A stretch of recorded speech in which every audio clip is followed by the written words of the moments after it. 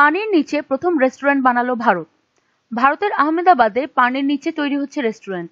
এটিই হতে যাচ্ছে দেশটির ইতিহাসে পানির নিচে তৈরি প্রথম রেস্টুরেন্ট। আগামী 1 ফেব্রুয়ারি রেস্টুরেন্টটি দর্শকদের জন্য উন্মুক্ত করে দেওয়া হবে। দ্য হিন্দুস্তান টাইমসের এক প্রতিবেদনে বলা হয়েছে, ভারতের ইতিহাসে পানির নিচে প্রথম রেস্টুরেন্টটি তৈরি করছেন আহমেদাবাদ ভিত্তিক ব্যবসায়ী ভরত ভাট। এই রেস্টুরেন্টে একসঙ্গে 32 জন বসে খেতে পারবে। এখানে ভারতীয়, থাই, চাইনিজ, মেক্সিকান সহ বিভিন্ন ধরনের রান্না পাওয়া যাবে, তবে সব খাবারই হবে নিরামিষ। রেস্টুরেন্টটি তৈরি করা হচ্ছে মাটি থেকে 20 ফুট নিচে। একটি সুড়ঙ্গের মধ্যে নির্মাণ করা হচ্ছে এটি। এর ডাইনিং স্পেসের আয়তন 1200 বর্গফুট। রেস্টুরেন্টে খেতে খেতে প্রায় 4000 প্রজাতির মাছ দেখতে পাওয়া যাবে।